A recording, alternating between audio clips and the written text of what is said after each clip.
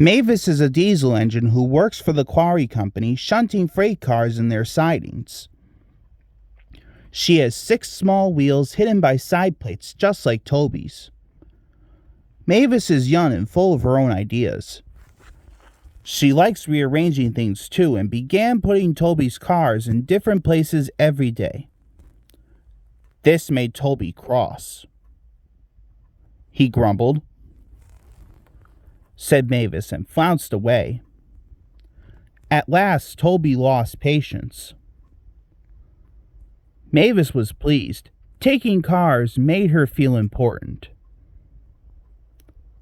At the station, Diesel oiled up to her. She complained.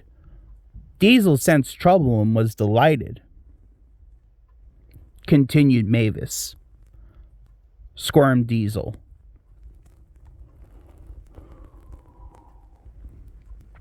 Diesel knew nothing about cars, but Mavis didn't realize this. Toby's line crosses the main road behind the station, and for a short way follows a farm lane.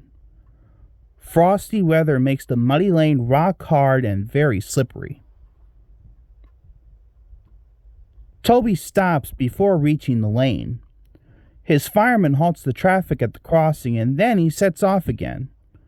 By using the heavy cars to push him along, he has no trouble with the frosty rails in the lane and across the road.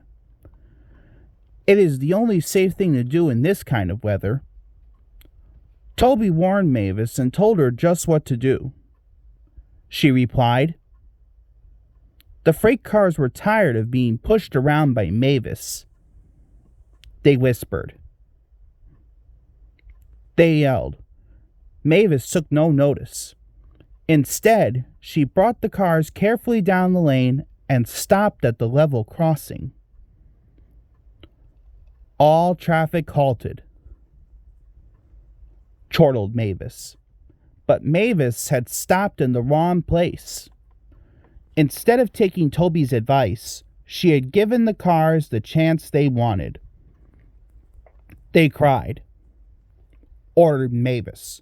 The cars just laughed, and her wheels spun helplessly. Workmen sanded the rails and tried to dig away the frozen mud, but it was no good. Everyone was impatient, wailed Mavis.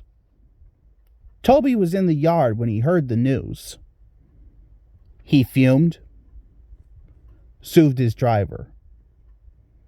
Interrupted Toby. His driver replied,